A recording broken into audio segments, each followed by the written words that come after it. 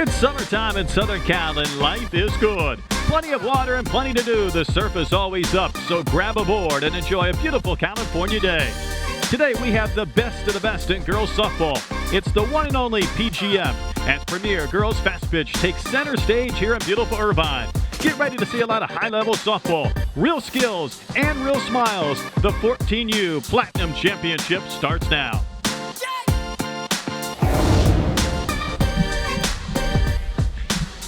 From Deanna Manning Stadium in Irvine, California, it's the site of the Premier Girls Fastpitch National Championship. First up, it's the Firecrackers, Brashear Oaks out of California, and the Birmingham Thunderbolts. And welcome to our broadcast location along with former UCLA national champion, All-American, and Olympic gold medal winner Amanda Freed. I'm Brett Dolan. It's great to have you with us today for softball. Amanda, these young ladies have been playing over the spring and the summer, and the chance to finish their summer in a championship game, what a thrill. Oh, absolutely. And both of these teams have really come into this tournament performing at a very high level. They've gone fairly unscathed throughout the tournament. The Bolts have only dropped one game. Brashear Oaks has gone undefeated throughout the tournament. But this is the only game that matters. The winner who takes this takes home the championship. Indeed. Let's take a look at our starting lineups today. First for the visitors, the Firecrackers, Brashear Oaks. You see Sweet, Valencia, and West will lead off. Then it's Martinez, Fornes, Goal, Adams, Jamison, and Davis will round out the starting nine. The starting pitcher, meanwhile, for the Birmingham Thunderbolts, Taylor Mckinney, and she has been a workhorse. Taylor Mckinney, I'm really excited to watch her perform in the circle. She's thrown every inning of this tournament for the Thunderbolts. She's got a nice off-speed pitch and some good speed on her pitch. So it's exciting to see what she's going to be able to bring to the table today. We're underway. 42 innings of work over this tournament. She has walked just 6 in that span. Let that first one go to start this game as Carissa Sweet leads off.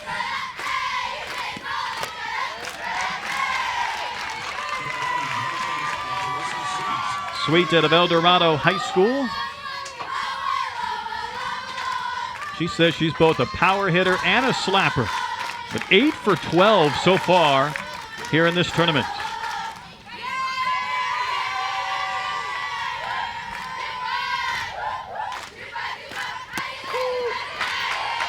And that's our first strike, and it's 2-1. McKinney's earned run average 1.16. Carissa Sweet trying to get on to start our 14U Platinum National Championship game.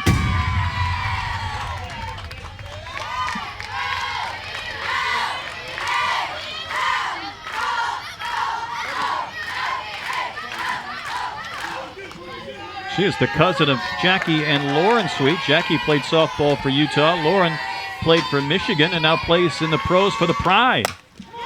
Ground ball into the hole and under the glove of Brock for a base hit to start the game.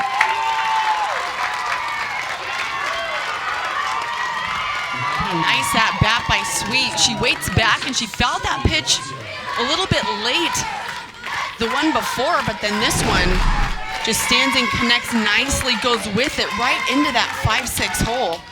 You see she keeps her front side in and right out of the reach of Lulu Brock at shortstop. Shelby Valencia the bunt. And McKinney able to make the play to Mays. That advances Sweet to second on the sacrifice.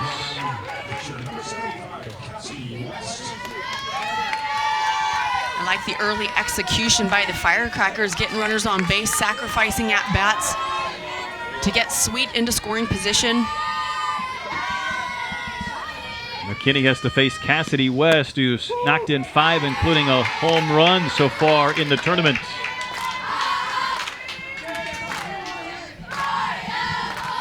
She has a sister who's a catcher, going to Hiram College in Ohio. Little spin on that pitch from McKinney. And it's a ball and a strike. An early look at that changeup. That's McKinney's best pitch, if not one of her best. If she can just keep that down in the zone, she's going to be able to keep these hitters off balance.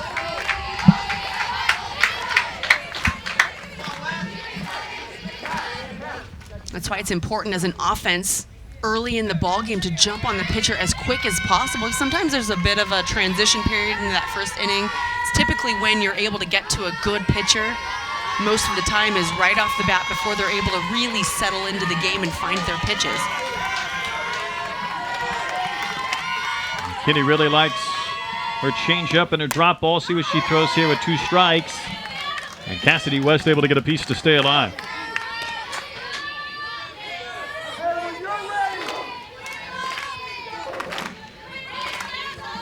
Firecrackers again, they're undefeated 5-0. The Thunderbolts 5-1. The Thunderbolts in 12U finished in 7th place in this tournament a year ago. Ground ball to third. Tough hop by Smithy. And there will be runners on the corner.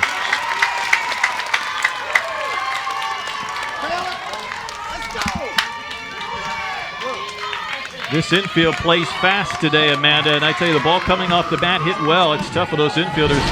Yeah, and West didn't even get all of this. She's out in front of her front foot. You can see how far outside she makes contact, and it looked like it was going to be a playable ball, but you're right. It took kind of a high, awkward hop over the glove of Smithy over at third.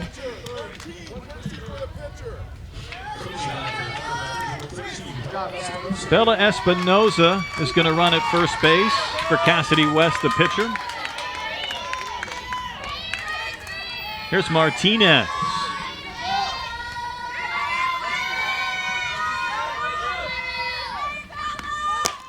Six hits in this tournament. Snap throw down to third. Back in there is Sweet.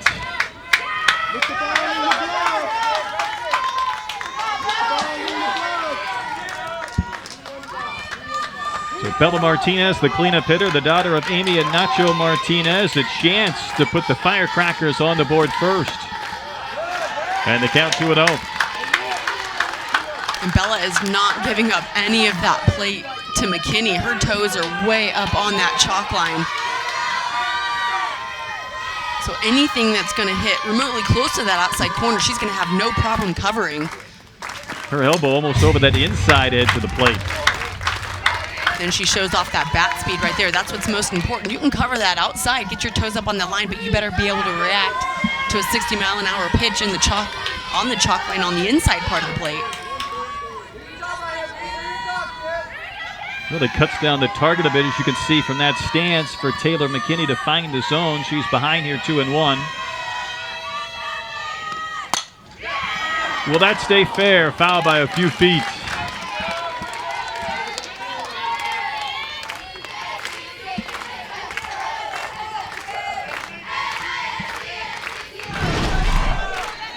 Bella, good with her weight, opens up that front side just a little bit so she can clear her hands.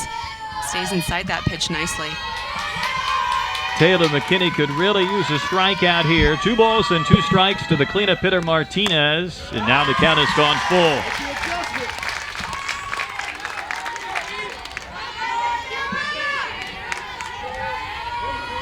Keep in mind, in those 42 innings, Taylor McKinney has walked just 6 batters all tournament, so she has been in the zone.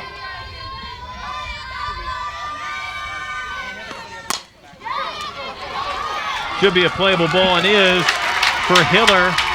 Carissa Sweet will score. And West to third. It's a 1-0 game for the Firecrackers.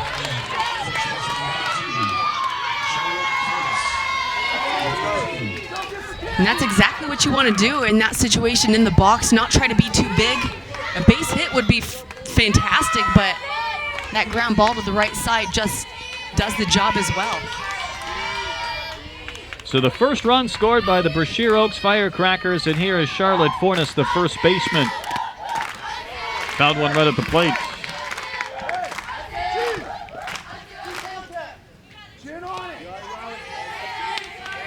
Her dad, of course, the coach, part of the Brashear Oaks.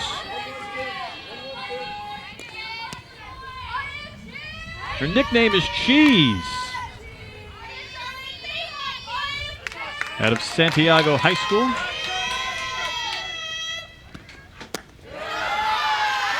McKinney took something off, but she missed.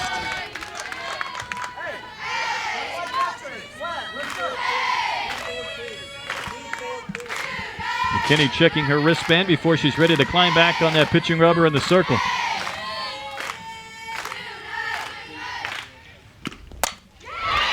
Hit well to left field, and it'll drop to score. Espinosa make it a 2-0 game, and Charlotte Fornes with the RBI.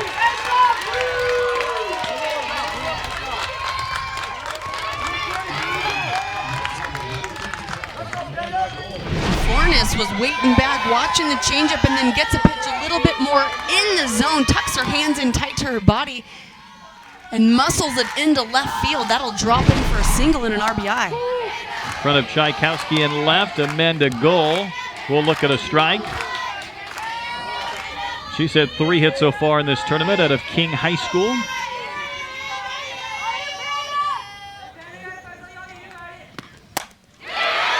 Ball hit well to center. Was it caught? Dupree had a chance. Thought she might sell it, but she quickly fired it back in, and Goal has the 4th hit of the inning for the Firecrackers. Oh, this is a great effort, a beautiful swing driven into center field, and then look at Dupree lays out. This is a tough ball. You can see how her hand is turned to a backhand, but her body just rolls right over the ball. A phenomenal effort by Auburn Dupree in center field. So a mound visit here after 4 hits and a couple of runs in the top of the 1st inning.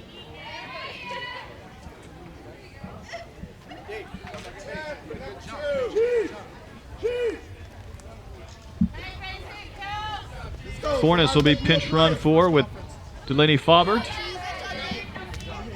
Boy, what a delightful day here in Irvine. Light breeze blowing from left to right, but nothing but sunshine on a championship Saturday.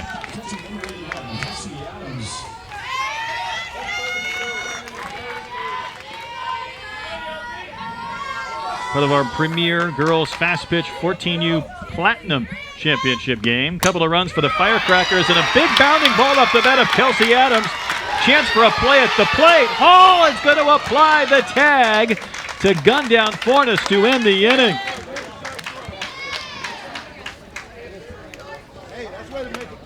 What a throw from Tchaikovsky, Amanda. Well, Tchaikovsky comes up big and a little bit of a hesitation by Faubert rounding third, but she's gunned down. Firecrackers take the lead.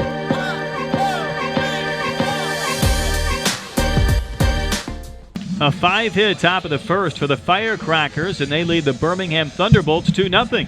As the Thunderbolts get ready to come to bat, here will be their lineup today. Brock, Dupree, and Mays will lead off. Then it's Hull, Tchaikovsky, Beavis, McKinney, Smithy, and Kramer. They will be facing Cassidy West, giving up just 2 earned runs. And how about the walk-to-strikeout ratio, Amanda? Cassidy West has really become kind of a workhorse in the circle for this Firecracker team. A recent pickup in the circle, but she's just really helped propel this team to the top. 33 strikeouts, only 3 walks, so definitely hovers around the zone with a pretty decent rise ball. Take a look at the defense as well for the Firecrackers. Goal, Soto, and Davis will be in the outfield, left to right. Valencia, Jamison, Sweet, and Fornes around the diamond.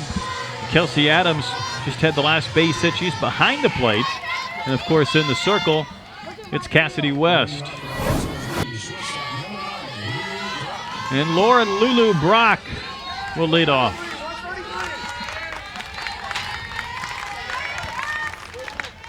Brock has 21 at-bats already in this tournament. 8 hits. She scored 6 runs. She's going to look at a strike. And Amanda, she's talked about coming back to this tournament. Last year at the PGF Nationals, they were in 7th place at 12 U's. She felt like they had a great tournament. They came up a little bit short. Here they are in the championship game today.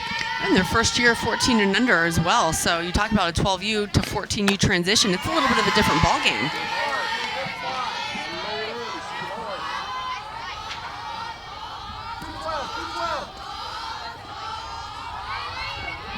Lulu's father, Mason, one of the assistant coaches on this team. Mom, Heather. Pitch a little bit low.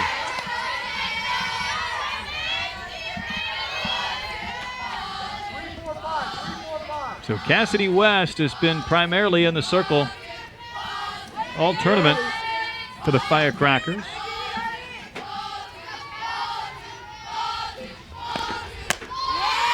High to Brock, and it's 3-1.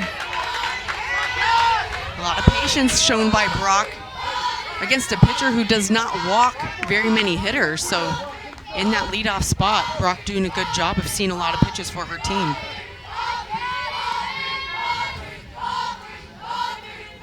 West behind in the count, 3-1. Soft liner right to short, and Jamison will make the catch of the Brock liner. One shortstop takes care of the other.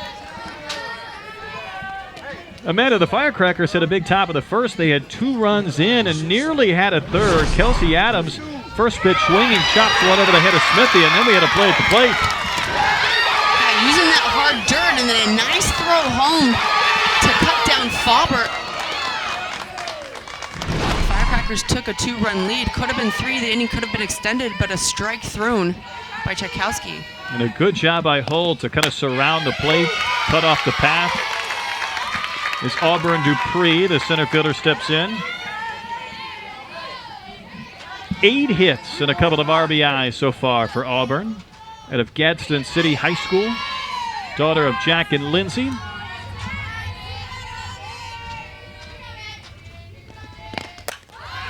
She's going to bunt. She says speed is a part of her game. She can't beat that one out. She's retired.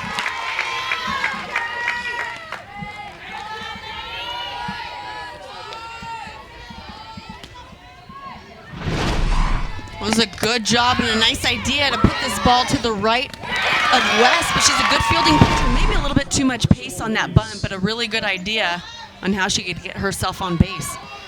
Man, it's going to be tough to deaden a bunt on this hard track today. You're really going to have to soften it in front of the plate.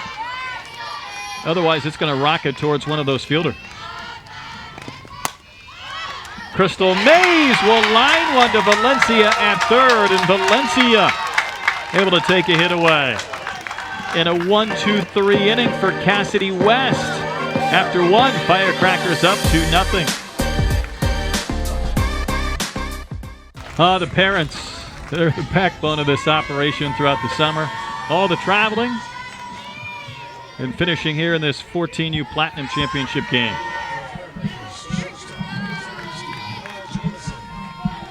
Bella Jamison, the shortstop, will lead off against Taylor McKinney here in the top of the second. Up there hacking a roller to shorts. Brock's throw retires Jamison. And Amanda, this Firecrackers team, they're up there swinging early in the counts. Yeah, I think that's important, and they're recognizing that they've got to get something hard, and typically you'll see it in your first couple of pitches of an at-bat. I think we're seeing a good combination of patience, but then also aggressive swinging at the plate. Cameron Davis from Paloma Valley High School, daughter of Joey and Kamala.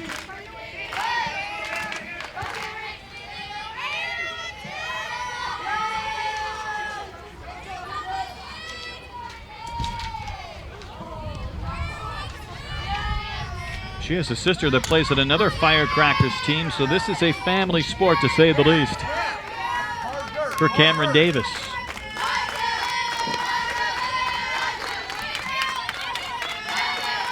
And Davis can run. She's got about a 2.7 home to first. So I'd love to see her put it in play and run. Love speed. Smithy at third, in a couple of steps, as is Mays at first. You're going to get a chance to see that speed. There it is. My goodness. Davis beat out a bouncer to Hiller at second.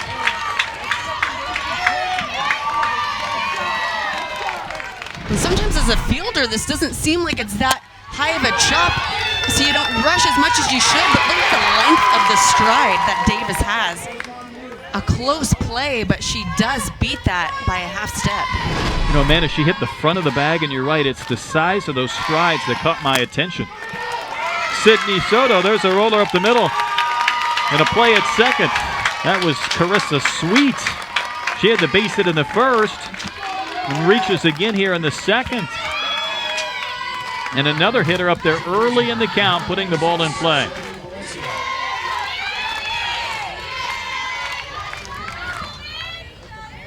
Here's Valencia. She dropped down a sacrifice bunt in the first. She's hacking at the first pitch.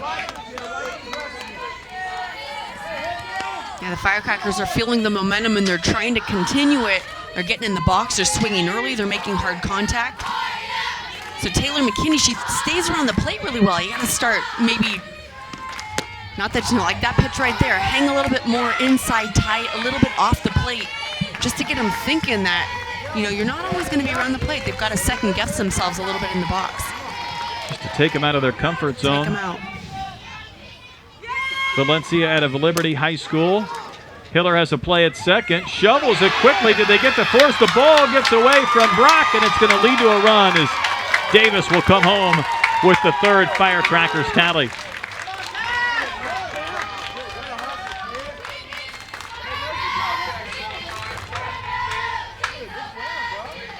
Well, Hiller tried to shuffle that ball to Brock at second. The runner Sweet was arriving at about the same time. You can see the heads-up play by Davis. Yeah, when you have a runner like Davis, she's looking for any opportunity to take the next base. So an easy third score for the Firecrackers. It's the first pitch strike to Cassidy West. She's already the beneficiary of a 3-0 lead. The two of her teammates out there on base.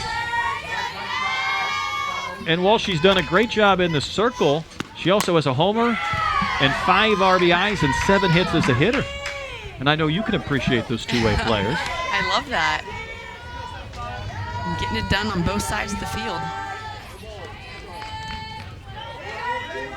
Premier Girls Fast Pitch 14U Platinum Championship game. The Fireworks Brashear Oaks off to a good start.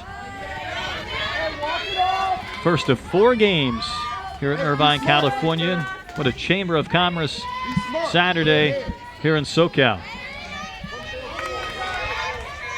Firecrackers are used to it. Birmingham, the Thunderbolts treated to some California weather this week. Maybe a nice off-speed pitch there from Mckinney.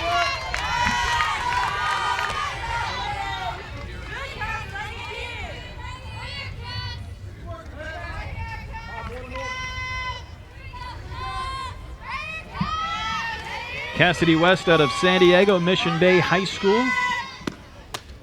And that one's just off the corner. That's a pretty good 2-strike pitch. Oh, that looked good to me. I don't know, maybe missed a half a ball off the plate, but that's a beautiful 2-strike pitch, especially to a hitter like Cassidy West. Runners at first and second, only 1 gone this inning. Similar spot, and Mckinney doesn't get the call.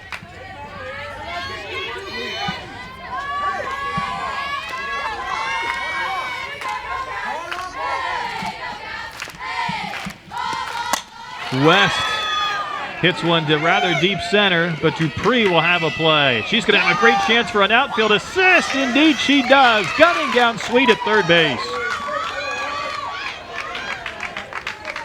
So the Firecrackers have lost the runner at the plate and a runner at third. Let's see this one again from Dupree, making a strong throw to cut down the lead runner and end the inning. Tag applied by Smithy, 3-0 Firecrackers. Back at Deanna Manning Stadium in Irvine for the PGF National Championship. First of 4 games today. And it's the Firecrackers Brashear Oaks off to a good start. They have 3 runs in the bank already. Birmingham, the Thunderbolts, have had just 3 batters come to the plate. Boy, man, it's my first chance to be here at this stadium, but what a great complex. Well, welcome. Every year it gets better. But the weather always stays nice it's and amazing how sunny. That's the case. It's gorgeous. This is a home game for you, too. Yeah. Right in my neck of the woods. Over 400 teams competing as part of this tournament as Riley Hull steps in. She has 7 hits this week for the Bolts, including a home run. She said last year when her team got 7th place, it was an eye-opening experience to be a part of this tournament. And part of her self-scouting report, she puts resilient in capital letters and then underlines it.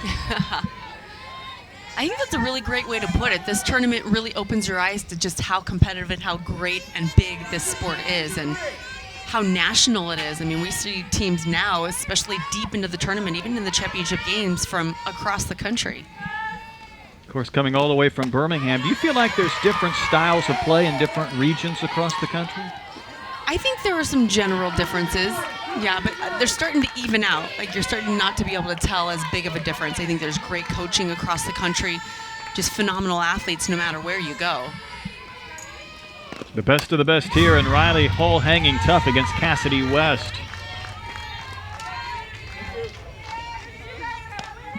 Riley Hull's one of those, ranked 43rd on Flow Softball's top 2021 class. Highly thought of around the country. Left-handed cleanup hitter and a catcher. We saw her apply a tag to end the inning back in the first at the dish. Well, that one just missed. And we're getting an idea of what the strike zone's like, which is what you want to do in the first couple of innings. They're not all the same every game. So as pitchers, we need to continue to find the outer edges of the strike zone and just see how far you can work off. Here's a payoff. That one's going to be into center, a base hit. Jamison is playing over in the hole, and Hull rolled one to the left to second base, and the Bolts have a base runner. When Jamison was playing in the hole because she's playing to go opposite field, but then you could see Hull just barely gets on the outside part of this outside pitch and is able to take it up the middle. So she finds the gap to the left of Jamison.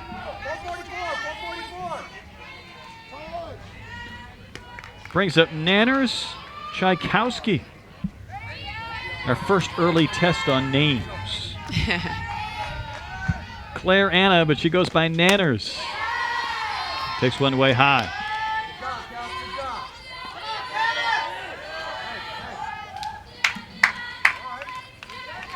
Couple of RBIs for Tchaikovsky. Saw her get an outfield assist at the plate. She's out of Murfreesboro, Tennessee. Lifts one to left field, but the ball's going to drop. Goal couldn't get there. She was way over in the gap. Shift was on, and Tchaikovsky drops one in for a base hit. And right off the bat, that looked like it was going to be an easy pop-up, but then Amanda Gull was running a long way, and we noticed how far she was shifted. This is a high fly ball, but look at, she's on the sprint from left center field, so completely out of position, playing to the pitch.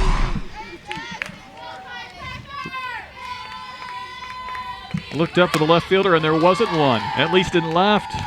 As Lauren Beavis, the right fielder, will bat.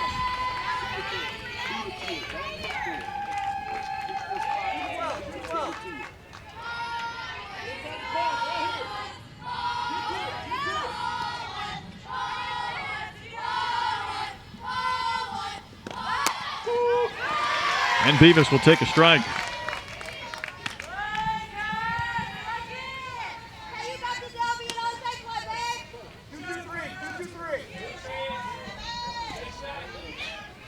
So Cassidy West had a perfect first inning.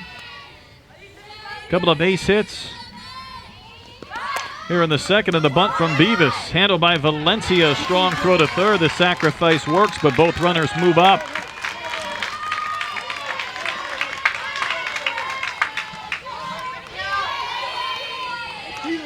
Good execution by Beavis, and this is a huge opportunity for the Bolts to cut that Firecracker lead. That'll draw a conference in the circle. But up to this point, it's really felt like a quick tempo on the part of the Firecrackers, both defensively and offensively, swinging at the first pitch, tallying up the base hits, 1, 2, 3 on defense. So it's really important for the Thunderbolts to capitalize on the momentum being on their side, slow the game down, focus on good quality at bats, and see if they can regain some of that momentum. Looks like Joey Hiller, one of those out there in the purple. And by the way, I'm flipping through the bios last night, and it says Hiller pitched. My dad pitched in the Brewers minor league organization. And I said, wait a minute, I was there in 1994. My first of 19 years of pro ball, so I had to go say hello today. That's been a long time. Long-time coach in Macon.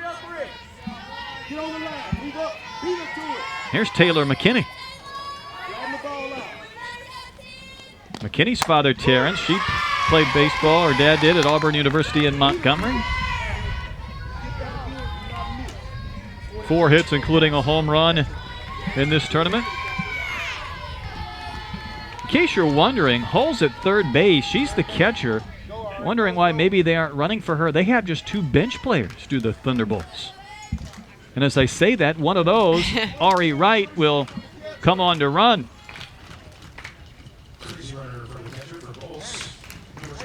Yeah, so in this situation, they could use a courtesy runner, which is nice because it doesn't count against her substitutions for the catcher. So she got over there so quickly, maybe they just forgot.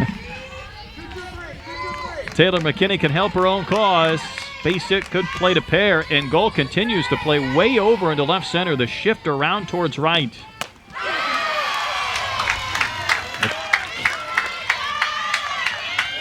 McKinney went after the high one. There's the shift, Amanda. Remains in effect. Now you've got a pitcher, West, in the circle, throwing low to mid-60s, so you assume that the hitters are going to be a little bit late, but I mean, Amanda Gull is essentially in center field, this pitch going way outside. And chasing that one is Davis, the right fielder. She's almost on the chalk in right field. And so you're really playing a trust game here. You trust your pitcher to hit her spot, because if she misses over the plate, Taylor McKinney's got a lot of power and a quick bat. So she can put that ball down the left field line. Thunderbolts trying to get right back in this game. Roller to second. The run will score. Sweet makes the play. McKinney gets an RBI to knock in Wright, the pinch runner. And the Thunderbolts are on the board. It's a 3-1 game.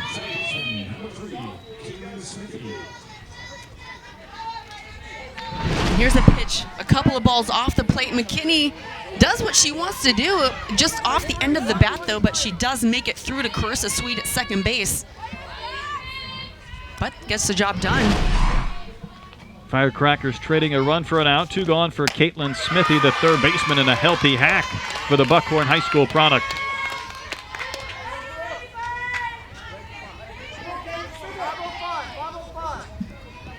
She's had a couple of unofficial visits to Arkansas in the SEC. A lot of these girls generating some buzz this week, as you could imagine, with college coaches swarming around. It's been a really fun tournament. And you just see hundreds of coaches licking their chops at these athletes. I mean, this is the best that there is around. And the best opportunity to see them play in this type of a championship situation. Another big cut from Smithy. Cassidy West trying to limit the damage to just 1 run.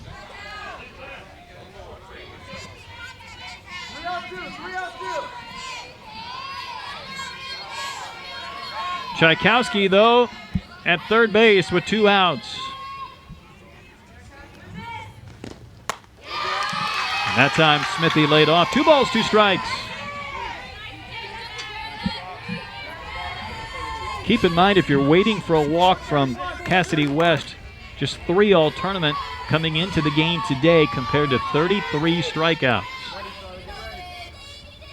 Everybody jogging in place on the diamond defensively as the pitch is delivered. Pursuing is Valencia. What a play at third base. Thunderbolts, though, get a run back. It's a 3-1 game. Firecrackers in front. Firecrackers lead the Thunderbolts 3-1. We're joined by the Bolts coach, Barron. Coach, how important was it to get back on the board, get a run that inning? Oh, it was a big deal. It was a big deal. But anytime you're playing PGF, you got to bring your A game. I mean, you got to bring your A game. This is the best teams in the country from all over the country, and you've got to be sharp every pitch, every play. And talk a little bit about Taylor McKinney in the circle. She's been a workhorse for you all tournament long. What do you like about the way that she throws out there? She's a competitor. She's an unbelievable athlete. I call her a 6-tool player. She can hit, she can field, she can throw, and she can pitch, and 7 tools. She's a competitor, unbelievable player. 7 tools, I like it. Coach Barron, thanks for your time. Good luck. Thank you. 7 tools. Those scouts, now they're going to have to It's a lot add of tools. As long as she keeps them organized. So McKinney back to the circle. Here we go in the top of the third. And the batter is Bella Martinez, who drove in a run on a ground out that started the scoring in the first inning. Martinez with a comebacker. She's retired with McKinney making the play. And over to Mays at first base. There's another one of those tools, a really good fielder in the circle. She also plays outfield when she's not pitching. We saw her swing her stick. She's got some good speed, so I believe it. Here's Fornes. She had an RBI single in the first. Lauren Chamberlain, the one that she admires. Calls her a beast of a first baseman, but a 4.0 student. And I'm surprised going through all these bios last night, Amanda, just how many incredible students we have that are also fantastic athletes.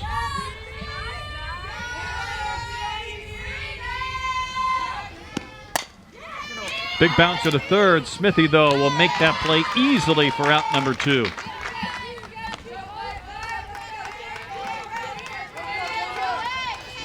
So Fornes retired.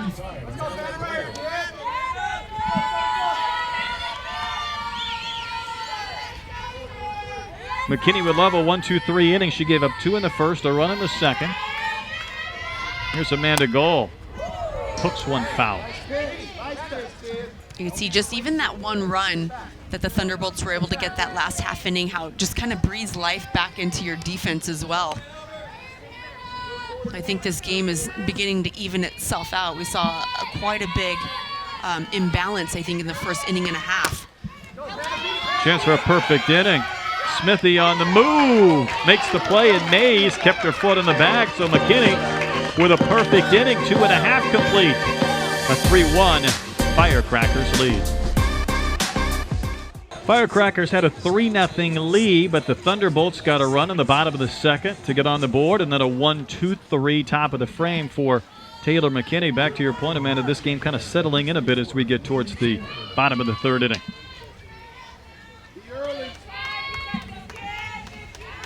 Lily Kramer will lead off, facing Cassidy West. Kramer out of Jackson, Tennessee. Daughter of Deanna and Mark. A couple of hits so far in this tournament. She's out of Trinity Christian Academy there in Jackson.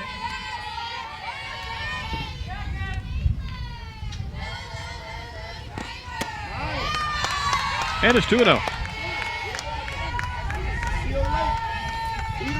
I love to see these number 9 hitters step in and really just have good quality at bats, see a lot of pitches, take these pitchers deep into the count. Lily Kramer's got a lot of power. She can drive the ball, but she's just looking to get on base. Under her self-scouting report, she puts executes. It underlines it and circles it. She's trying to get on here to start the bottom of the third for the Birmingham Thunderbolts. Good look around our beautiful complex here in Irvine, California. PGF National Championship 14U Platinum game, and Kramer able to take ball 4.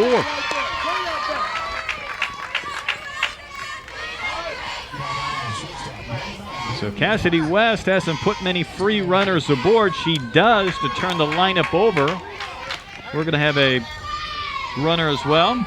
Grace Hiller, who is the flex player, will run at first base.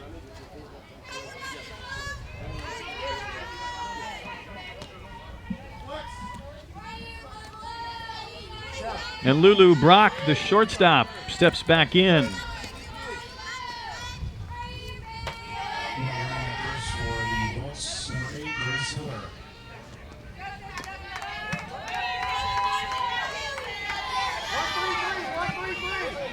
Lulu Brock lined to short, her only time in. She says her dad, Mason, one of the coaches, inspires her. But she says, I can finally outrun him.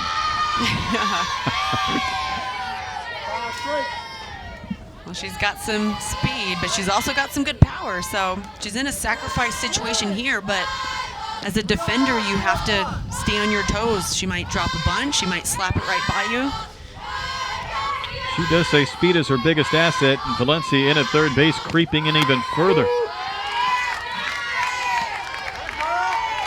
Brock, though her dad inspires her on the field, And there's the defense that's going to try and cut down that speed from Brock.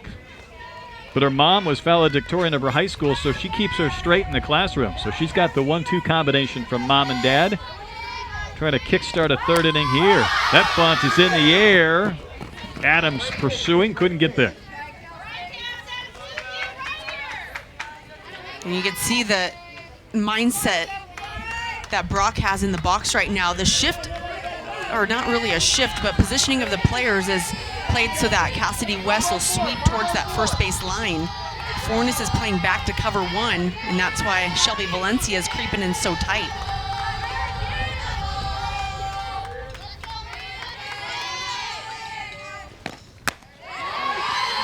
Two balls and 2 strikes to Brock.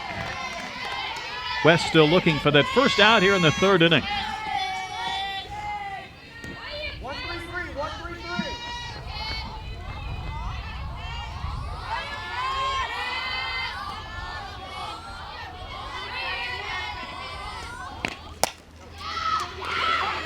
Force goes to second, and what a wise play to get the lead runner Hiller rather than trying to go across the diamond to get Brock.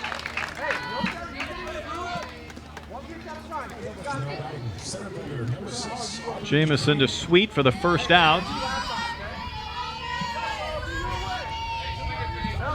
And Auburn Dupree, who dropped out a bunt, was retired. 345, 345. Will bat with 1 gone in the third inning.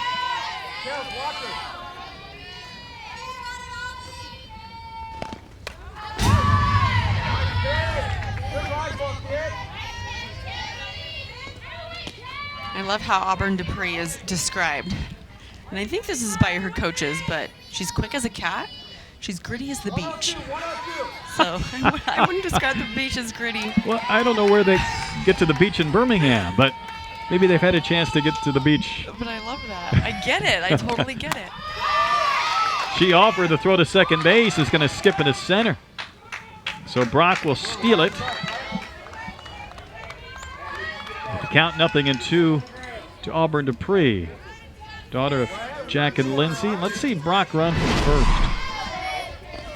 And a good jump, and almost goes unnoticed for a while, that ball down in the dirt, so she's able to get in there safely. 352. Auburn also has a sister, Katie, that was offered a full ride to Coastal Alabama Community College. So another player that softball's in her family. Rolls one to short. It rolls up the glove and arm of Jamison, and now there's a couple of runners on base.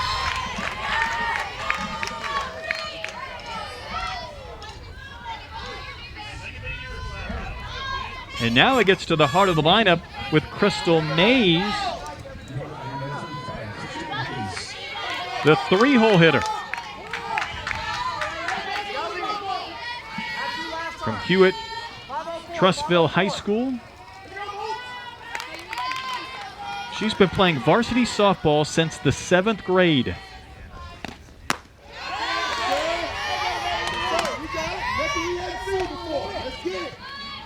4.0 student. She's been playing varsity softball since the 7th grade, and here she is after lining to third. A chance to do some damage for the Thunderbolts.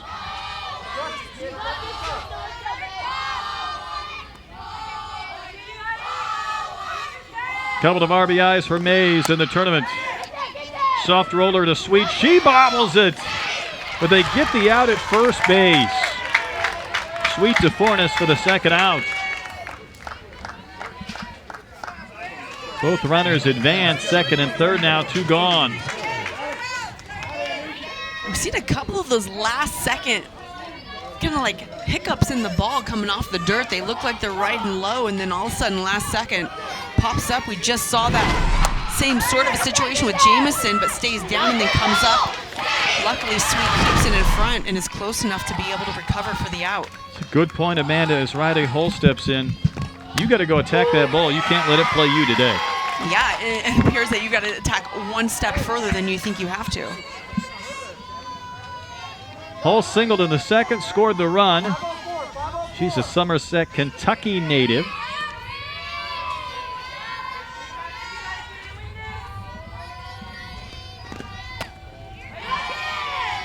She's 43rd in Flow Softball's top 2021 class. 305. Base hit here could tie the game, so an important batter for Cassidy West and the Firecrackers. 2 balls and a strike.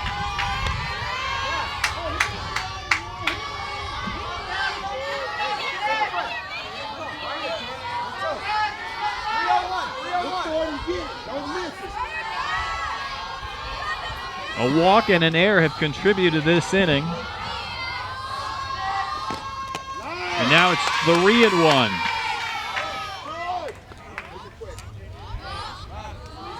And that was a really nice snag behind the plate by Kelsey Adams.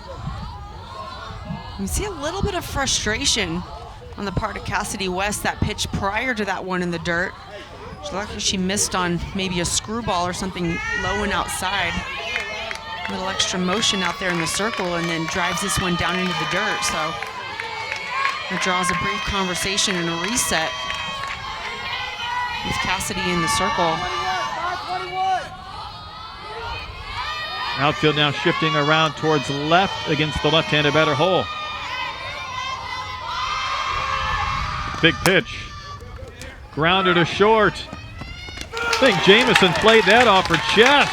Secured it, threw out Hole to win the inning. Couple of runners left in scoring position. Boy, Jamison's feeling the pain, but it's a 2-run Firecrackers lead. Firecrackers lead the Thunderbolts 3-1, and the Firecrackers coach Robert Oakes ready to join us. And coach, your team came out swinging the bats early today. Yes, they did. They came out aggressive and attacking, and hopefully we keep that same approach. You're doing the same thing on defense as well. You're letting the circle. Cassidy West has been doing a really good job. What are you liking about the dynamics on the infield right now? The infield's a little hard, so a lot of balls are bouncing up on them. On the other fields, we haven't played on this field this week. The other fields were a little softer, so we're getting a lot more bounces, so girls got to adjust to that. But Cassidy in the circle she's a force to be reckoned with. And she's got to settle in a little bit. I think her nerves are getting a little bit of her right now. She's been dominating the zone this week. She's done a great job. Coach, thanks so much for your time. Thank you. He was pointing out what we've been talking about. This field plays a little tougher, and that play by Jamison, Amanda Duen, last inning was pretty incredible. That ball rolled up into her stomach. Well, and just watching the way that some of these ground balls have been playing, even the ones that are getting through to the outfield, when it's hit in the dirt, I'm getting a little bit nervous because you do have to attack it. And Jamison, you could see it in her eyes. She smothered that ball, and she played it off her chest, and then she just threw a BB across the field.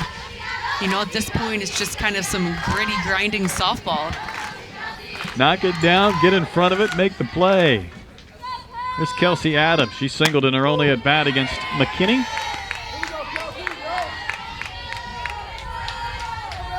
Adams got her 3rd hit of this tournament. She's at a Frontier High School.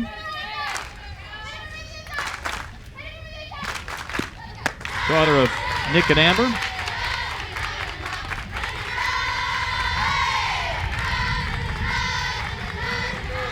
Firecrackers making a little bit of noise in their dugout, trying to get back to scoring after they plated runs in the 1st and 2nd. And Adams is on to start the 4th inning.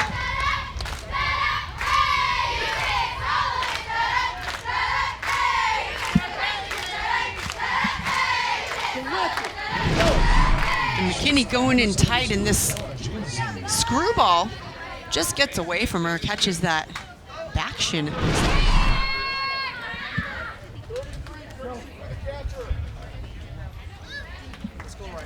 So the catcher Adams will be run 4. Lexi Miramontes will run at first base.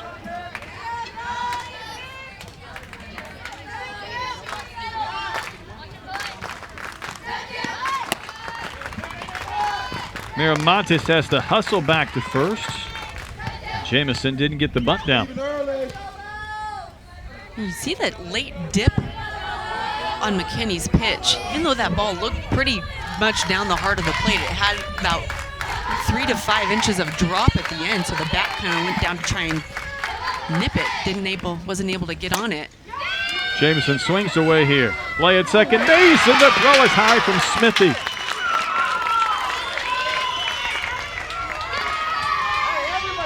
Smithy went up and got the big bounder, but her throw to Hiller popped out of her glove. It goes up and gets this and takes her time to make that throw. It would have been a clean out at second base had the throw been a little bit more on target. And this is where you don't want to open the door anymore to the Firecrackers.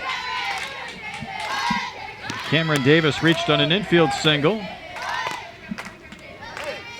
Strike one there. She tried to drop down a bunt, turn this lineup over for Sweet, who's on deck, the leadoff hitter.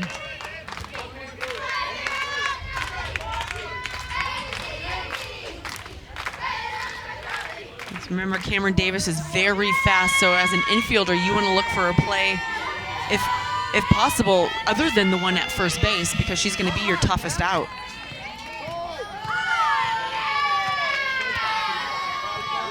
You can see the corners creeping in to try and cut down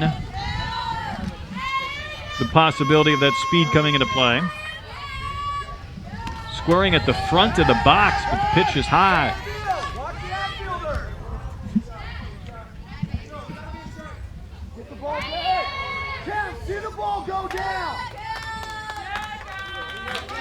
Firecrackers scored the first 3 runs of this game and a chance for a big frame here in the 4th. A hit batter and an error to kickstart the inning. And again, Davis trying to provide an out, possibly with the bunt, but the pitches have been up in the zone from Mckinney. Sweet on deck. All she's done is get 2 hits and 2 at-bats. Not a bad day. It's early. It's still early. Another one missed. Amanda, when you're up there and a hitter's trying to give you an out with a bunt, I know you don't want to groove one, but you certainly don't want to put her on either.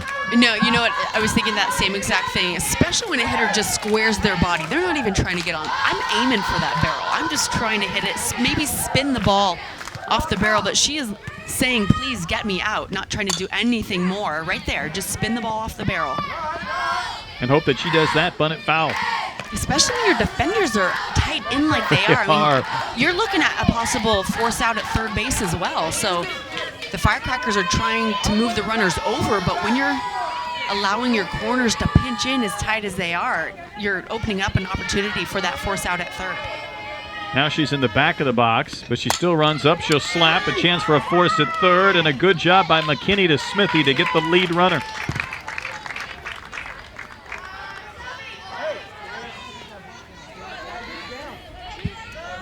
So Mckinney able to help her own cause and keep runners at first and second, but now with 1 out.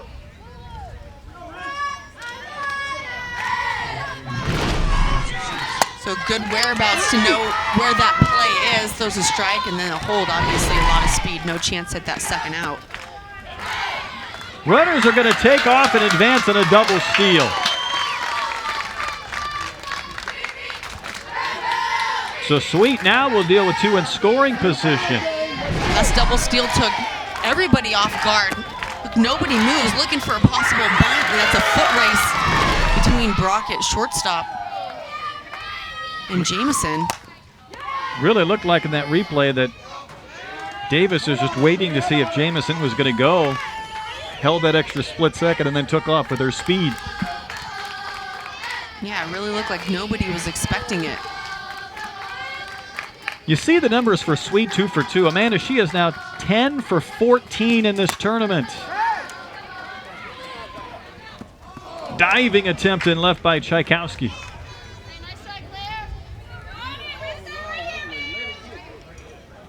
God, that's such a good effort. This is a foul ball. She goes and lays out for this.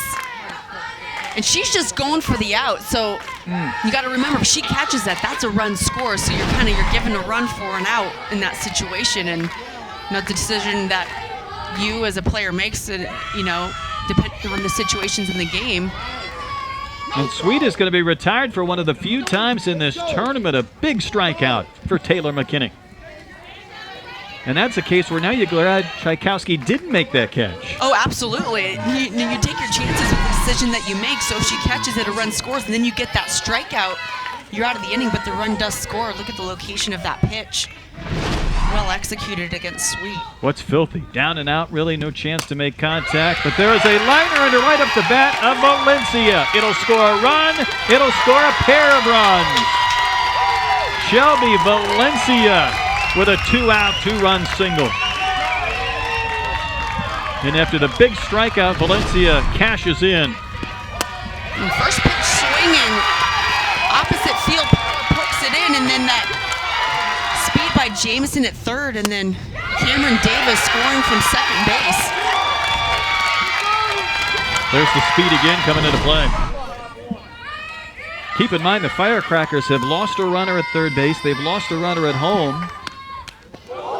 Ooh, another hit batter.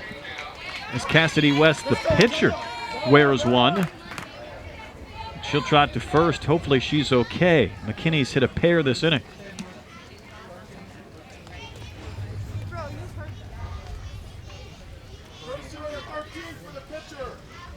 No doubt they will run for Cassidy West. Espinoza will run. Boy, McKinney's so close to getting out of this inning with no damage done. Valencia got the 2-run single, then the hit batter to West, and now there's 2 more runners on base for Martinez, the cleanup hitter.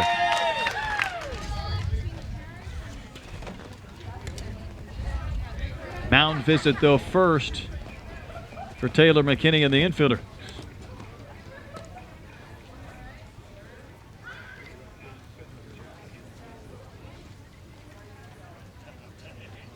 Mark Sellers is the pitching coach for the Thunderbolts.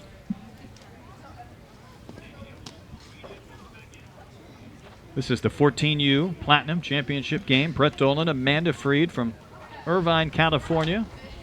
PGF, first of 4 games today. And looking forward to quite an afternoon of softball. As if you haven't seen enough. You've been very busy all week. You can never see enough. There's some really good ball being played.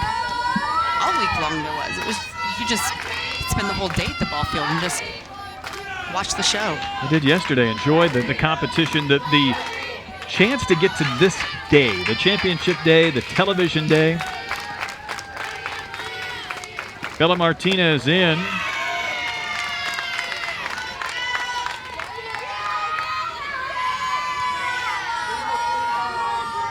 So McKinney wants that final out. She's retired Martinez twice, even though Bella has an RBI. An extra base hit here would really complicate matters for the Thunderbolts. Yeah, the Thunderbolts have been doing well on offense. They've been having better at-bats, but they are facing Cassidy West, who has been throwing some pretty good games this tournament. Tchaikovsky will get this one. She laid out twice, and Amanda, she saved the run and maybe 2 right there. Oh, Tchaikovsky comes up big with this, saving that ball from hitting that left field line. She lays it out for that 3rd out. Cuts the thread of the Firecrackers. Her team will go to work on offense.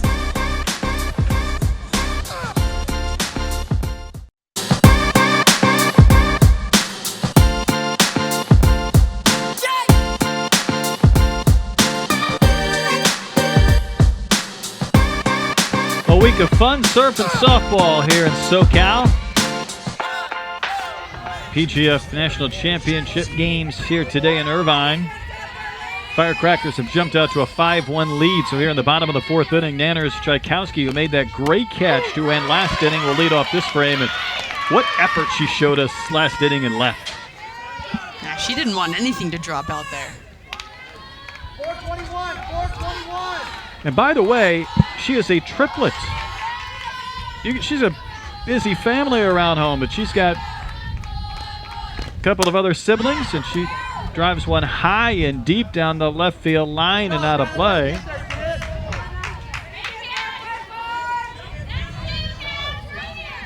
Six siblings in all, 2 of course fellow triplets. Here's her catch last inning. And that is just a great effort. If that gets by, if it drops, it's run score. If it gets by, it's 2-run score. So a lot of confidence laying it out and makes that catch. Here's her scouting report. I compete, underlined twice, competitor at heart. We've seen that today. Oh, you have to with that many siblings? That's right, you're right. You're competing just at the dinner table. No, I love that. I love when an athlete calls himself Alf for being a competitor. You know, you recognize that within yourself. She's taken some unofficial visits to Virginia, Mississippi State. She's facing Cassidy West here. 505, 505. It's funny, though, you talk about the athletes that inspire these players. For Tchaikovsky, it's Steph Curry. She likes his work ethic and attitude and competitiveness. Fouled back over the screen. Thought we were going to make a play. I should have brought my glove. I'll warn you, every Who place needs a I've been, glove? I caught one at Minute Maid the other day one-handed, laid out the other day at Anaheim at the Angels Stadium, and it hit off my left hand. Wow, it finds you. And a couple yesterday at our game. So I'm a magnet.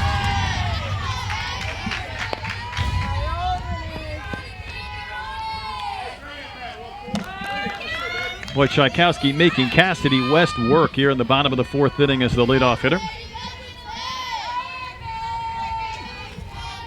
144, 144. West came in with 33 strikeouts. She's not Kate a batter today. So the Thunderbolts, while they're down 5-1, Amanda, they put the ball in play against her. Yeah, definitely. I think now it's just a matter of really honing in on the good pitches, the ones that she misses over the plate, which doesn't happen very often. The Bolts are putting their barrel on a lot of different pitches. Now they just have to capitalize on the ones a little bit more down the heart. Chop at a third. The shift worked perfectly. Valencia, more in a shortstop position, handles the play, and there's one out. It's been interesting to watch the shifting, the defensive alignment for the Firecrackers all game long. And it's not subtle shifting either. It's like committed shifting. I'm going to play here. You're going to put that ball, if you're the pitcher, on that spot, and it's going to be hit to me. And it's paid off, but it's also come back to bite him in situations that haven't affected the game, but we're seeing some dramatic shifting. Right now, Gold, the left fielder, almost on the left field line against Lauren Beavis.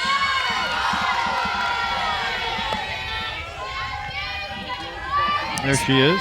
So as a hitter, it makes me wonder, okay, so I know an obvious game plan that's going to be pitched against me, because if the shift is on that drastic, you either think I can't get my hands around on the inside pitcher, you're not going to come in on me. So I'm going to play to go opposite field. 2-0 the count to Beavis. Her father was an All-American baseball player at Florida State, went to 3 College World Series.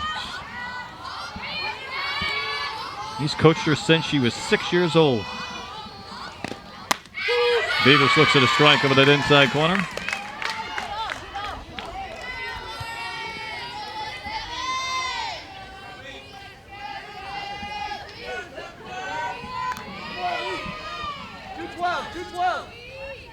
Beavis says she's clutch. She's a clutch player. She's trying to get on here.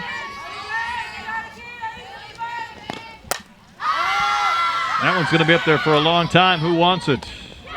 Valencia, the third baseman, a late lunge to record out number 2.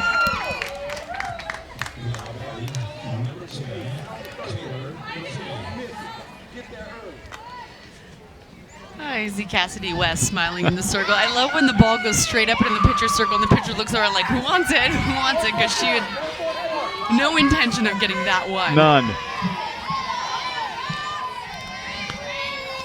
Taylor Mckinney, ranked 24th in the 2021 class by Flow softball. Down in the count, 0-1. 144. She is homered in this tournament right now, trying to get on with the bases empty and 2 outs. Adams setting up off the plate. In fact, she was well off the plate trying to buy a strike. Yeah, I actually think the pitch was closer to the zone I do too. than what Adams was selling with her body. She caught it back across. It looked like it could have been a strike. More of a traditional setup now for Adams. Hit well to center. Soto there, inning over, and Cassidy West just put up a perfect 4th inning. Sends us to the 5th. It's a 5-1 Firecrackers lead. We go to the 5th inning. First of 4 games today. The 14U Platinum Contest. Firecrackers, Brashear Oaks leading the Birmingham Thunderbolts 5-1. And the Thunderbolts have made a change in the circle. So Taylor Mckinney, who had been such a workhorse, 46 innings in this tournament, will now turn it over to Annika Beebe. And Beebe's a big fan of her curveball and her rise ball. Those are her favorite pitches, but she does have a fastball drop changeup, so mixes it around really well, and she competes every hitter, which is exactly what you want in the circle right now. Charlotte Fornes leads off. She's knocked in a run of the game.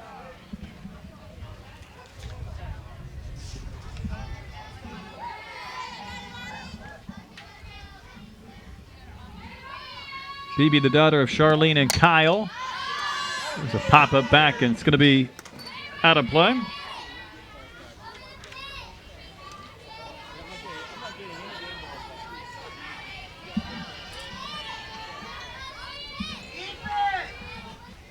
When Beebe's not pitching, she's a golfer and also a varsity weightlifter.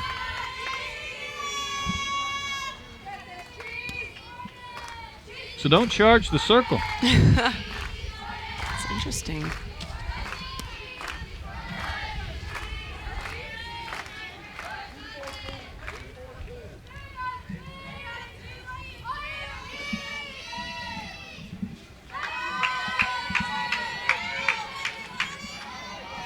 One ball and a strike to Fornes. That one rides a little bit outside. 2 balls and a strike.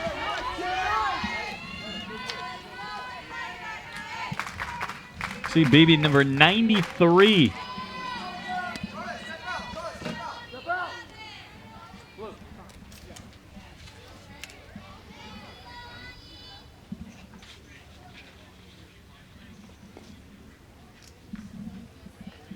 Quick conversation here in the 5th inning before Fornes able to step back in.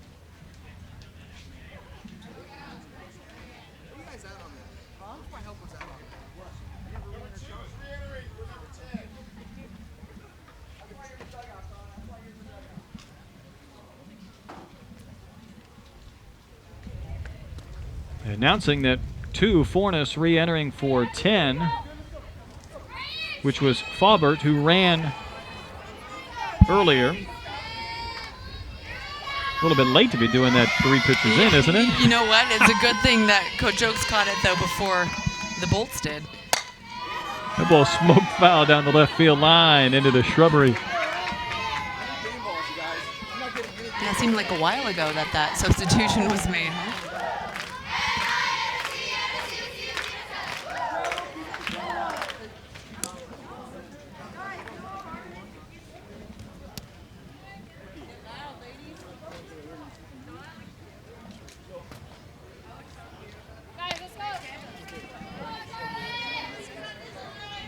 Coach Oaks, the father, of course, of Charlotte Fornes as well, so really don't want to mess it up when it's your daughter.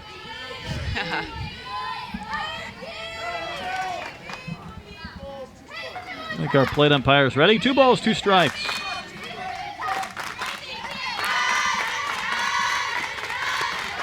It just floated from Beebe, and the count's gone full.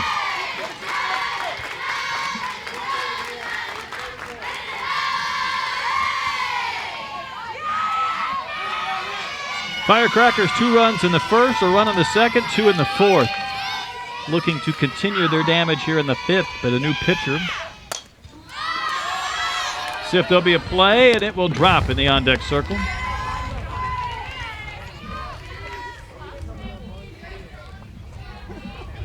Cole giving chase from her catching position.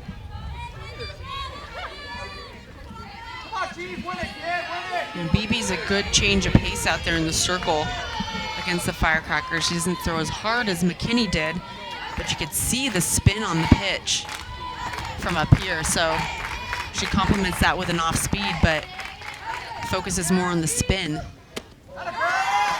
Ends up walking Fornes to start the 5th inning.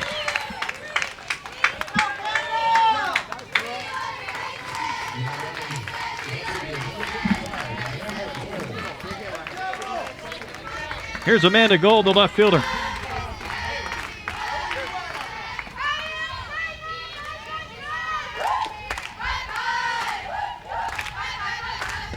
Another 4.0 student is Gold.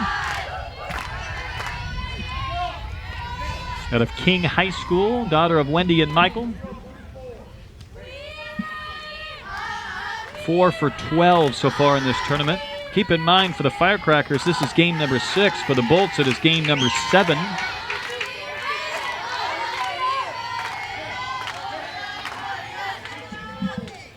And both of these teams were able to do it right. They stayed in that winner's bracket the entire time. The Bolts just losing that first semifinal game yesterday. So they had to go to the if game, but they're both fresh, ready to go. Later on in the day, we'll talk about a team that played 9 games in the last 2 days just to get here, and some of their players have 37, 38 at-bats in the tournaments. You know, there's something to be said for that as well, getting those repetitions in, the reps in. Here's the 1-2, fouled off again by Goal. Well, I like Goal. She has to thank who inspires her. She's got a hitting coach, Stevie Joe. She's got 2 catching coaches, Janelle and Heather. So she's got coaches all over the place, but they inspire her as an athlete.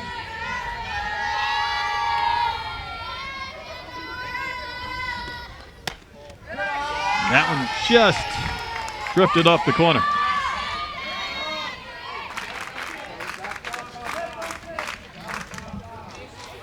First inning of relief for Beebe.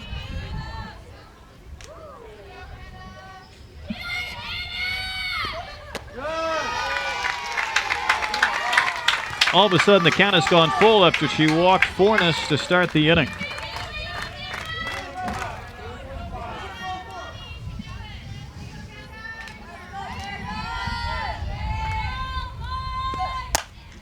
That one is smoked, and Tchaikovsky can't get this one. It's going to go to the fence. Fornes to third. She will stop. Second and third, and nobody out for the Firecrackers after Gold delivers the double.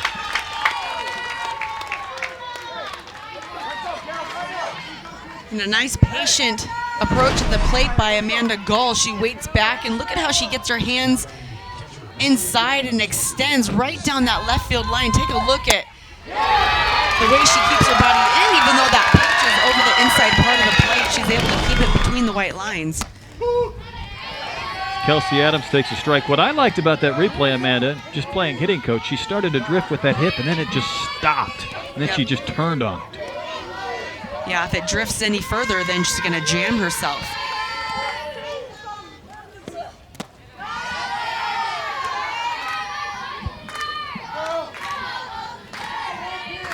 Fornes at third, Goal at second, nobody out this inning.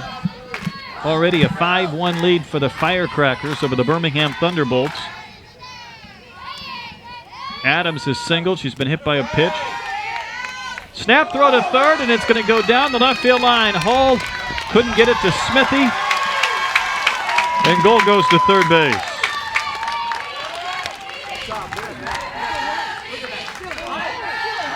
Runner and third baseman arriving at the same time, and the throw wasn't far off the money, but it ends up in left field, as you'll see here. Well, and Fornes really isn't that far off the base, and she's actually headed back when that throw is made, but you're right, I think it was just the timing of the ball being thrown close to the runner and just not able to be grabbed.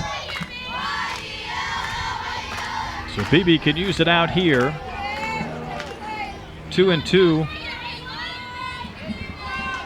to Kelsey Adams, who had a great grandfather who played for the Brooklyn Dodgers. And that one hammered foul again. That's a fun fact. I thought so too. Yeah, I like that.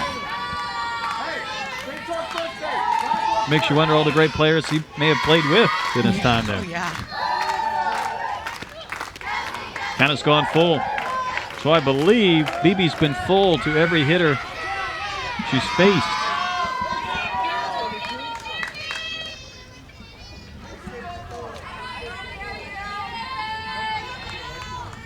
6-1 lead, so the Thunderbolts want to keep this one under control as best they can, and that is ball 4. The first 3 runners have reached here in the 5th inning.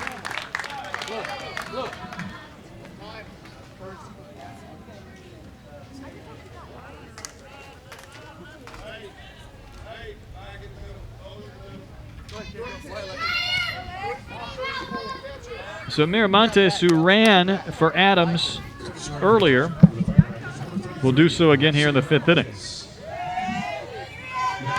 Giving Lexi a chance to get in and run for Kelsey Adams. Bella Jameson will bat. Off goes Miramontes. No throw will be offered, so now it's 2nd and 3rd again with nobody out.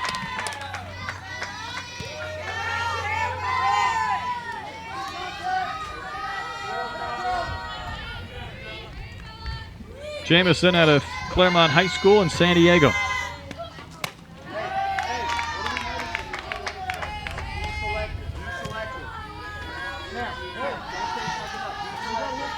Feels like it's been 2nd and 3rd this inning a lot for the Firecrackers, just threatening to blow this game open.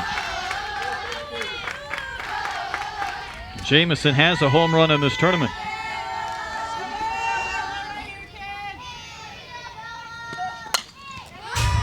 Right back to the screen, and it's 2 balls and a strike.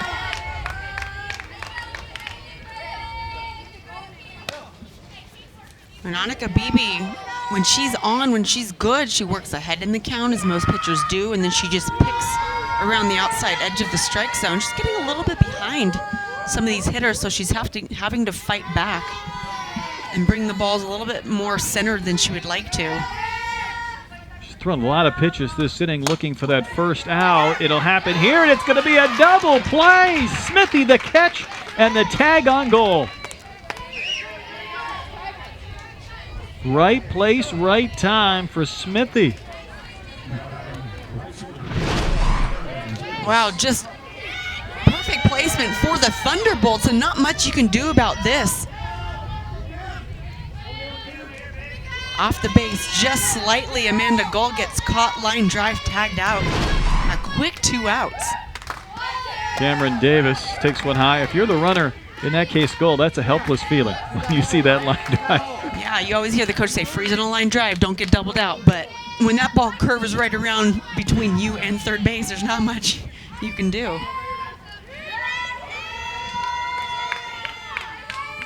Davis has scored a couple of runs. Right now trying to drive in a run. But again, BB falls behind 2-0, so that double play helped her out immensely. Here we go, 12, here we go.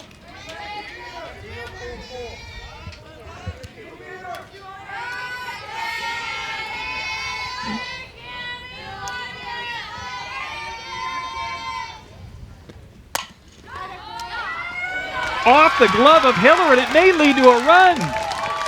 Miramontes is not going to stop, and she's going to score for the 7th run for the Firecrackers. That was a chuck swing, but the ball still had some velocity on it. Yeah, and another one of those unfortunate hops last minute, but now that double play is so critical, comes into play. That would have been 2 runs scored instead of just the 1 run.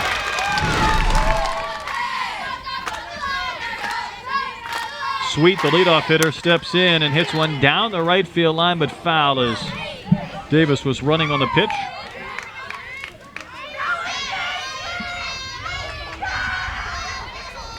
So Davis was doing her best to get into scoring position for Sweet, who has a couple of base hits. It's 14U Platinum Championship game. The Firecrackers, I should say, a couple of runs in the top of the first. They've not looked back. Good throw, but Davis with the stolen base. So she swiped a couple for the Firecrackers Brashear Oaks team, showing off the wheels.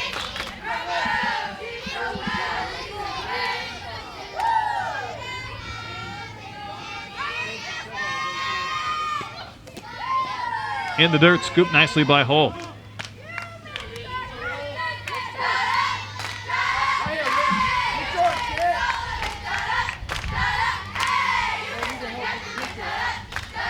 Firecrackers have scored in every inning but the 3rd. And they have had 3 different multi-run innings. Count has gone to 3 balls and a strike.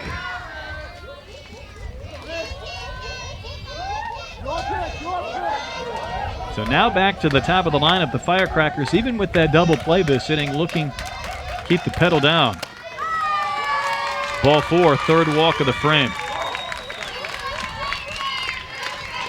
And you can see Annika Beebe's pitches are going towards and through the plate, but they've got a lot of spin and a lot of movement, and you can see that late breaking out of the zone.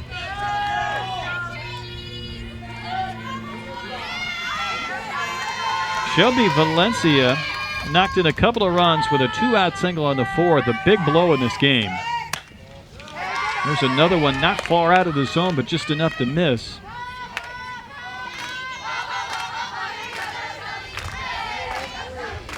An extra base hit here to the fence could put us in a run rule possibility. They could score a couple more. And that one will land in the dugout off the bat of Valencia.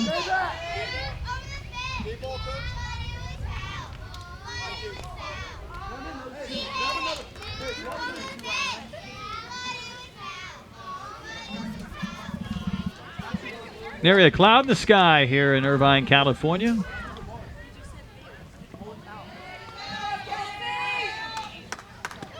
Valencia squared, pulled the bat back, and then takes the strike. Throw it first. That's going to be in time to get Sweet. So a double play and a pickoff at first provide the 3 outs of the inning. Strange frame. Good day to go surfing. We'll take some softball instead. Interesting play to end the top of the 5th inning. Firecrackers Brashear Oaks over the Birmingham Thunderbolts 7-1 as this game heads into the bottom of the 5th inning. Brett Dolan, Amanda Freed, and Gary Henning joining us up in the booth. Gary, fun day for softball here in Irvine. Yeah, it's very nice. Weather got a little bit cooler from earlier in the week, so that's good.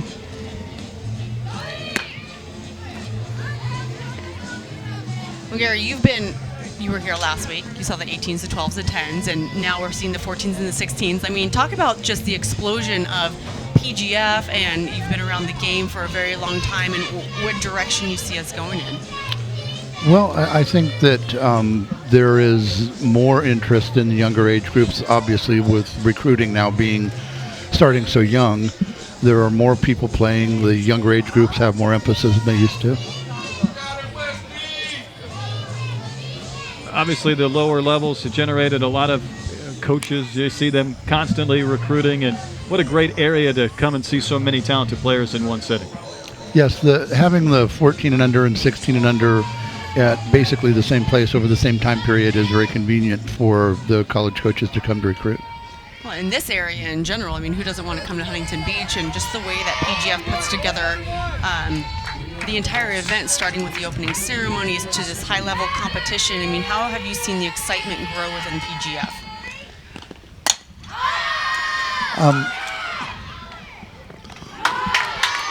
Jamison will handle Smithy's pop-up for the first down. Yeah, we found that as we started the younger age groups and went to 12s and went to 10s, that each age group is more excited than the one before it. It's the 10s are probably the most excited and most excitable. Yeah, absolutely. Well, they're seeing what's happening. I love that they're paired with the 18 and unders, because that's, I mean, we see those athletes move on to college and they're performing at such a high level right into their freshman year. I mean, they're making impacts on their collegiate teams on TV in the Women's College World Series, and it's starting here. And those 10-year-olds have, an opportunity to watch that and kind of dream about their journey through these championship kind of situations, and with the hopes of playing in college one day. With the All-Star game or the All-American game now, what we noticed was that a lot of the people watching were the 10 and 12 and under teams. And so they have, a little bit of a dream to go to that at some point. They're in the right place, and if they're here, they're probably of the right ability. No doubt. We see teams all across the country. We got one here from Birmingham and a California team going head-to-head. And for me, that's part of the fun, too, to get teams from different parts of the location and the locale and having them go head-to-head. Yes, we very much look for out-of-state, non-California teams. And today's a pretty good example. There's a California team and a non-California team in 3 of the 4 groups, and 2 non-California teams in the other. So that's very good. Here's Lily Kramer driving one to center. Ends up being a 2-base hit.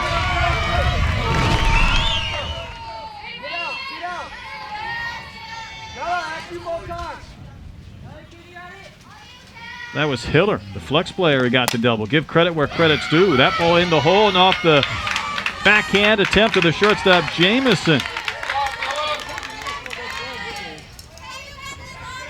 So Brock will reach after Hiller had the double. So a pop-up to start the inning. Now a couple of base runners. The Thunderbolts trying to come back against Cassidy West here in the bottom of the 5th. And Auburn Dupree will bat. She's 0 for 2, but did reach on an error. Gary Henning joining us here in the booth, part of our 14U Platinum Championship game. Gary, what do you enjoy most about these weeks? Oh, I like watching the young kids. I have a chance to watch them as they come through. Coaching was always, the actual on-the-field coaching was always the most fun for me. So watching the players go from one year to the next and watching them develop is still a great deal of fun for me. Another one out there in the air to center. Nearly a collision, but the catch was made by Davis, I believe, the right fielder.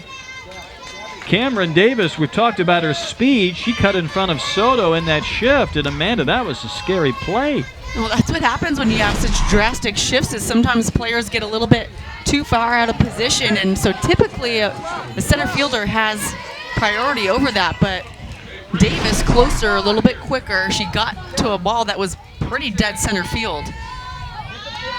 Soto lost her glove. It's a good thing Davis had the ball in it. And here's Crystal Mays, the cleanup hitter. She takes strike 1. First of 4 championship games here today in Irvine, California. PGF's championship Saturday.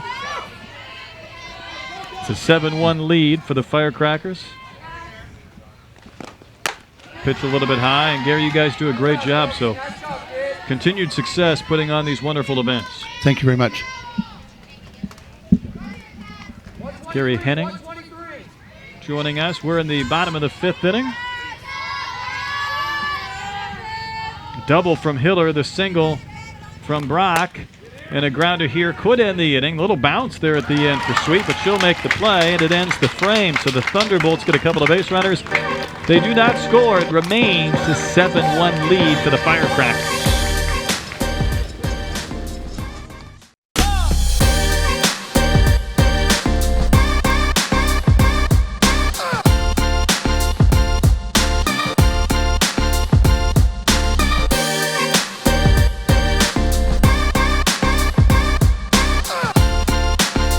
Premier Girls Fastpitch in Irvine, California, and SoCal soaking up the sunshine and the breeze today. And the Firecrackers, the home state team, have led throughout. They put a couple of runs on the board in the top of the 1st.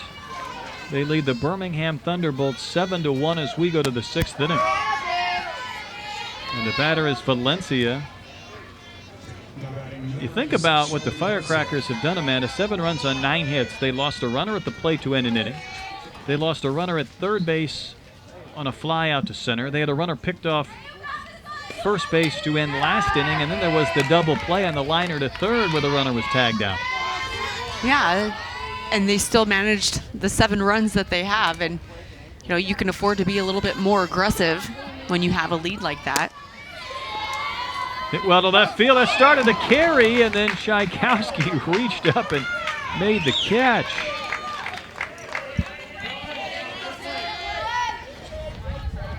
Looks like that might be Lily Kramer.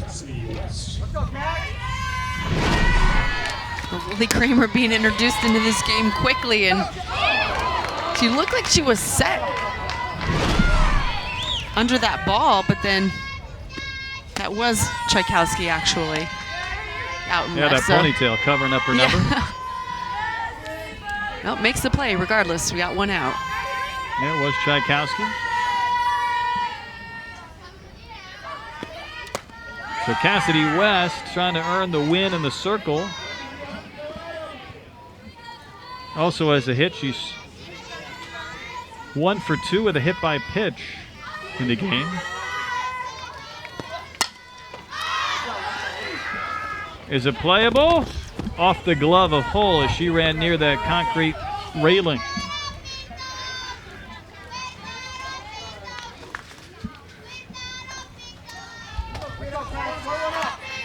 Another life for Cassidy West.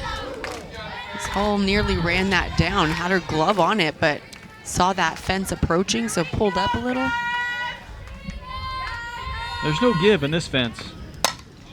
That one's drilled to left, and it is gone.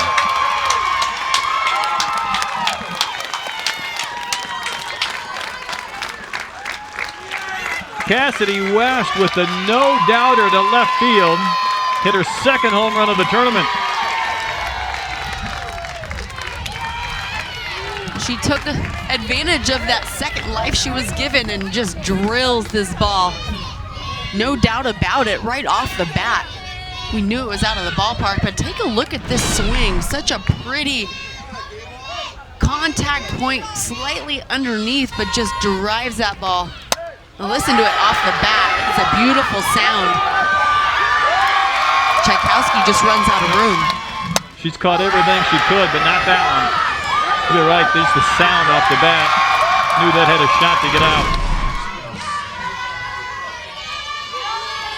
Bella Martinez in.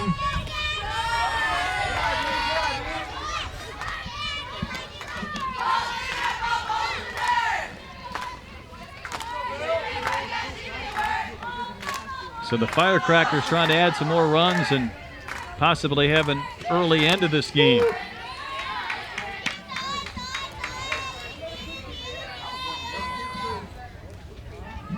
Martinez, the cleanup hitter, the count 1-1 against Beebe in her second inning of relief after Taylor McKinney pitched the first 4 innings for Birmingham.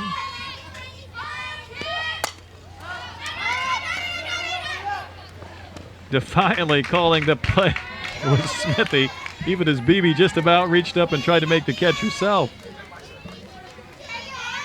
That's why you got to know your pitcher in this circle, know if they're the ones that are aggressive and going to go for it. I'm the one in there waving my hands, get out of my circle, I'm going to catch it. But we've seen there's a lot of pitchers that are told or taught or just gotten in the habit of just not, letting it go over to the fielder. So good communication is key.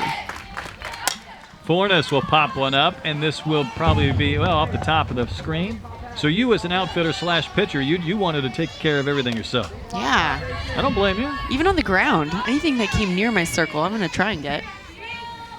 You run the risk, obviously. If it's just slightly out of your reach, it might tip off your glove or deflect, but I always thought the best and the quickest chance was if I could cut it off and make that throw.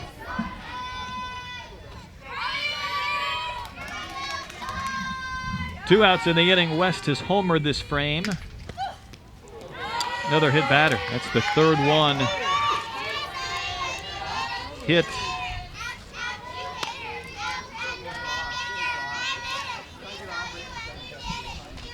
So Fornes plunked with 2 outs. Amanda Gold will bat. She's singled and doubled. She has 2 of the 10 hits for the Firecrackers.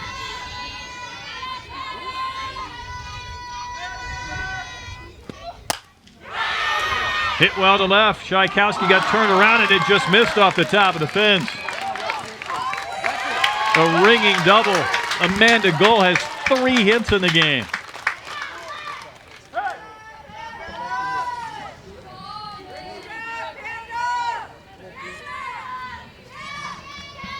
This one off, feet, what? Yeah, this one off the bat sounded like it could have left. It was just a little bit too much of a line drive, but hits about a foot underneath the top of the fence. And that'll bring Taylor McKinney back into the circle. McKinney pitched the first 4 innings. She had a perfect third. Then in the 4th, she had a big strikeout with 2 outs to take a step towards getting out of the inning. But Valencia delivered a 2-run single. One of the bigger plays in this game because that made it 5-1, and the Firecrackers now leading 8-1.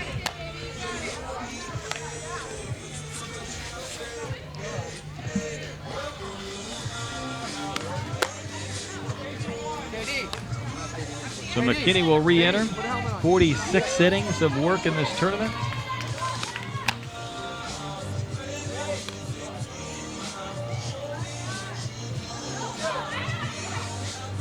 Looks like she's ready to go, and we've seen Miramontes pinch run a couple of times, but she's going to bat here.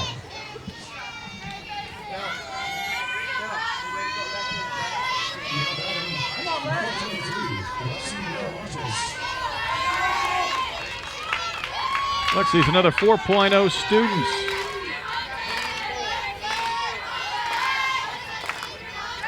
Daughter of Albert and Kelly will bat here and hack against McKinney for strike 1.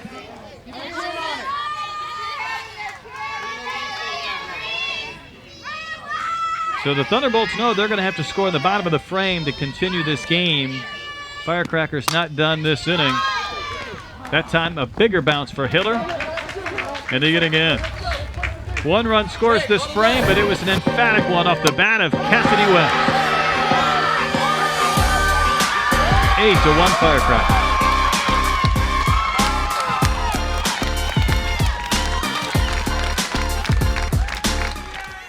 Cassidy West just homered. She's going to try and end this game here in the bottom of the 6th inning. 1 run scored against her in the 2nd inning. That is it. 1 change defensively. It looks like Jay Knox has come in for Amanda Golden left field.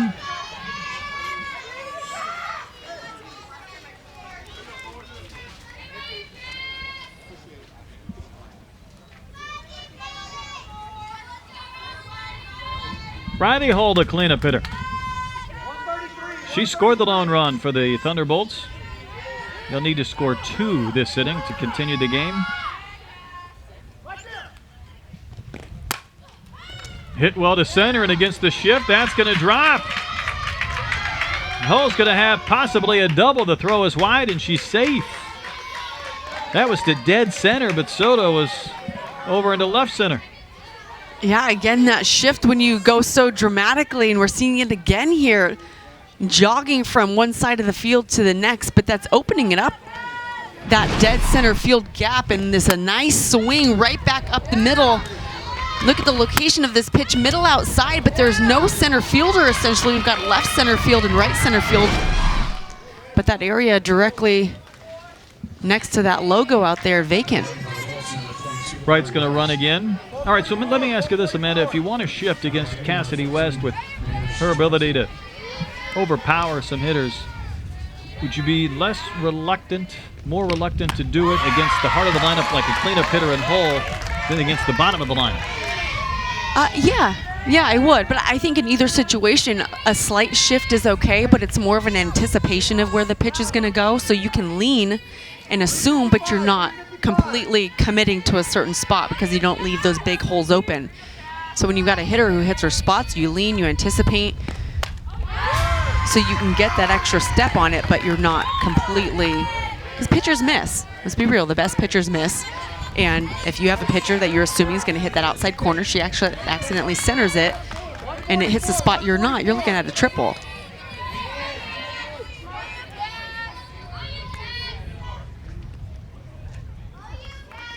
Here's the 2-strike pitch to Tchaikovsky. And she will go down on strikes. And for Cassidy West, with all the Ks she's picked up in this tournament, that is her first today.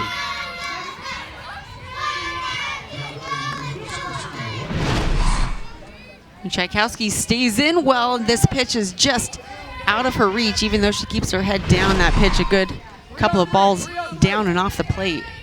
It's a good 2-strike location. Lauren Beavis 0 for 1 with a sacrifice.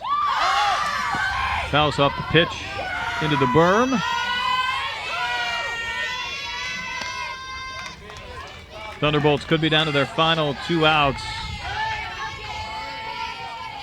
Firecrackers trying to go 6-0 and win the 14U Platinum Championship. Here at the PGF event at Manning Stadium in Irvine. Off the glove of Adams. She just botched that one, and Wright will advance a free base.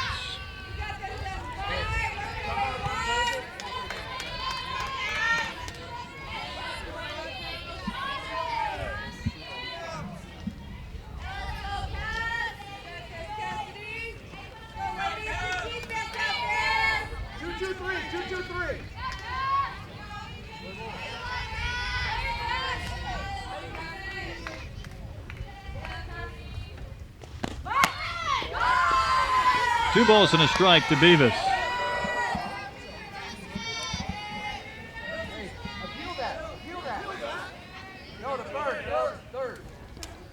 Swing. They want an appeal on a potential swing. Aren't going to win it, so the count stays 2-1. 305. Come on, Cass, right now. One pitch at a time, kid. Oh, the infielder's jogging in place until the pitch is delivered, and it's sent off to the left and out of play again.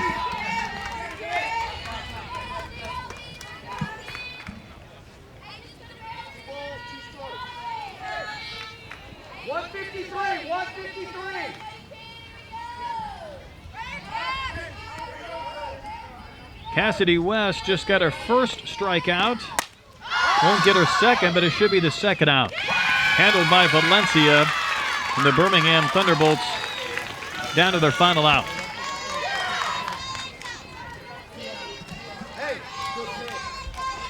Amanda, what have you seen out of Cassidy West throughout this game? I think she's just been consistent. She's done a good job of mixing high and low and using her defense, which I think is most important, especially for a strikeout pitcher coming into this kind of a situation. You don't want to think you have to overpower. Use your whole team. She finishes off Mckinney, her counterpart here. She will have gone 30-plus innings, giving up 3 runs in the tournament. 355. Leadoff double this inning, a ball that was hit to straightaway center. Since then, a strikeout, a pass ball to Papa. Good-looking pitch on that outside corner.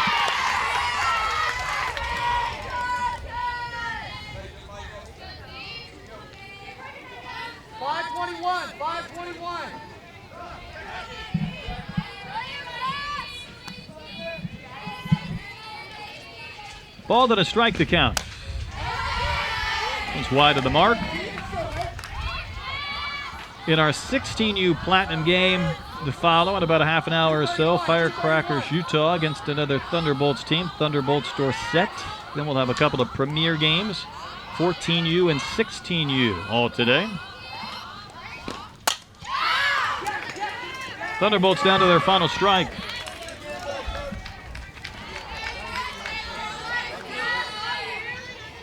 It's a fun day at the ballpark for the Thunderbolts and the Firecrackers, who Sure can is. stay and watch another game if they want after this one, support their fellow teams within the organization.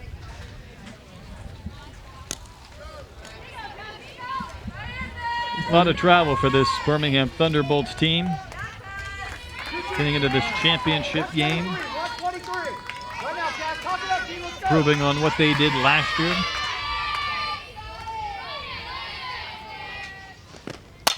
Two-two pitch, hit out to right. Davis is there, and this game is over. And the Firecrackers Brashear Oaks race out to right field and celebrate their 14U Platinum PGF Championship.